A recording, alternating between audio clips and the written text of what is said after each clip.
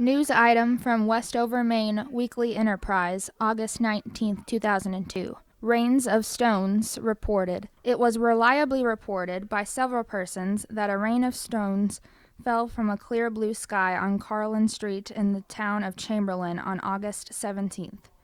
The stones fell principally on the home of Miss Margaret, damaging the roof extensively and ruining 2 gutters and a downspout valued at approximately $25.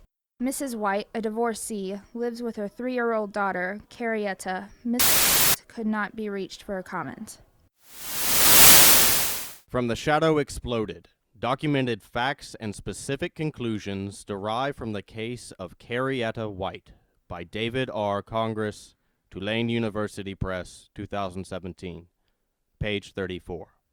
It can hardly be disputed that failure to note specific instances of telekinesis during the White girl's earlier years must be attributed to the conclusion offered by White and Stearns in their paper, Telekinesis, A Wild Talent Revisited, that the ability to move objects by force of will alone comes to the fore only in moments of extreme personal stress.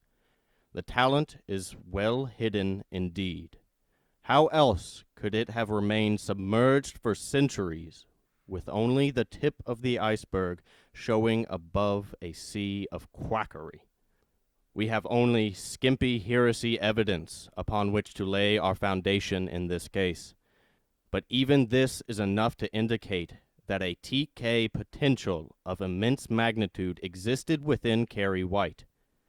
The great tragedy is that we are all Monday morning. From Carrie, The Black Dawn of TK, Esquire Magazine, September 12th, 2016, by Jack Gaver. Miss Horan still carries the thin, difficult soil of New England somewhere inside her, and when she talks of Carrie White, her face takes on an odd, pinched look that is more like Lovecraft out of Arkham than Kerouac out of South Cal. Stella Horan lived on Carlin Street until she was 20, commuting to day classes at Lewin Business College in Maughton. But she remembers the incident of the stones very clearly. There are times, she says, when I wonder if I might have caused it.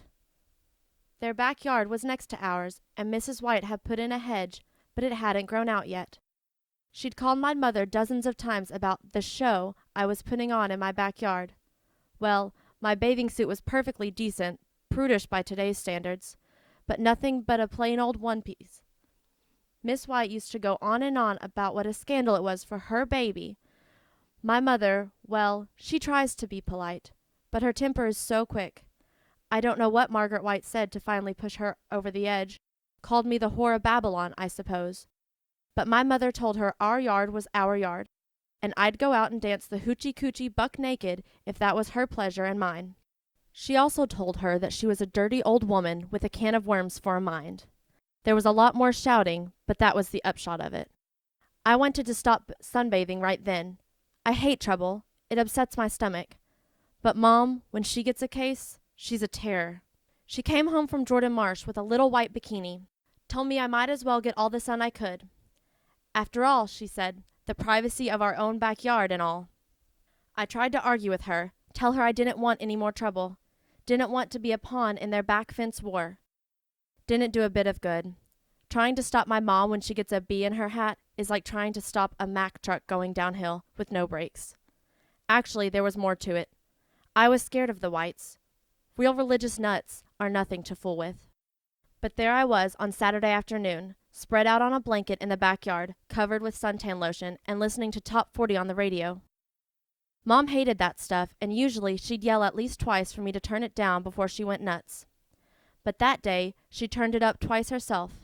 I started to feel like the whore of Babylon myself. But nobody came out of the White's place, not even the old lady to hang her wash. That's something else, she never hung any undies on the back line. Not even Carrie's. And she was only 3 back then. Always in the house. I started to relax. I guess I was thinking Margaret must have taken Carrie to the park to worship God in the raw or something. Anyways, after a little while, I rolled on my back, put one arm over my eyes, and dozed off. When I woke up, Carrie was standing next to me and looking down at my body. I said, "Hi." She was wearing a little yellow dress, sort of cute, but awfully long for a little girl in the summer. It came down to her shins. She didn't smile back. She just pointed and said, "What are those?" I looked down and saw that my top had slipped while I was asleep, so I fixed it and said, "Those are my breasts, Carrie." Then she said very solemnly, "I wish I had some." I said, "You have to wait, Carrie. You won't get them for another, 8 or 9 years." "No, I won't," she said. "Mama says good girls don't." She looked strange for a little girl, half sad and half self-righteous. I could hardly believe it, and the first thing that popped into my mind also popped right out of my mouth. I said, "Well, I'm a good girl, and doesn't your mother have breasts?" She lowered her head and said something so softly I couldn't hear it. When I asked her to repeat it, she looked at me defiantly and said that her mama had been bad when she made her, and that's why she had them. She called them dirty pillows as if it was all one word. I couldn't believe it. I was just dumbfounded. There was nothing at all I could think to say. We just stared at each other, and what I wanted to do was grab that sad little scrap of a girl and run away with her. And that was when Margaret White came out of her back door and saw us. For a minute, she just goggled as if she couldn't believe it. Then she'd open her mouth and whooped. That's the ugliest sound I've ever heard in my life.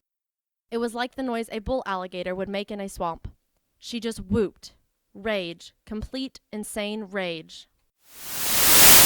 From the Shadow Exploded, page 41. Both medical and psychological writers on the subject are in agreement that Carrie White's exceptionally late and traumatic commencement of the menstrual cycle might well have provided the trigger for her latent talent.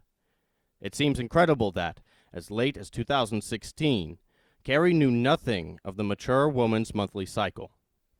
It is nearly as incredible to believe that the girl's mother would permit her daughter to reach the age of nearly 17 without consulting a gynecologist concerning the daughter's failure to menstruate. Yet the facts are incontrovertible. When Carrie White realized she was bleeding from the vaginal opening, she had no idea of what was taking place. She was innocent of the entire concept of menstruation. One of her surviving classmates, Ruth Gogan, tells of entering the girls' locker room at Ewen High School the year before the events are concerned with and seeing Carrie using a tampon to blot her lipstick with. At that time, Miss Gogan said, "What the hell are you up to?" Miss White replied, "Isn't this right?" Miss Gogan then replied, Sure it is." Ruth Gogan let a number of her girlfriends in on this. She later told this interviewer she thought it was sorta cute. And if anyone tried in the future to inform Carrie of the true purpose of what she was using to make up with, she apparently dismissed the explanation as an attempt to pull her leg. This was a facet of her life that she had become exceedingly wary of. From Giles' Dictionary of Psychic Phenomena. Telekinesis is the ability to move objects or to cause changes in objects by the force of mind. The phenomenon has reliably been reported in times of crisis or in stress situations when automobiles have been levitated from pinned bodies or debris from collapsed buildings, etc. Forgetting Carrie White may be a bigger mistake than anyone realizes.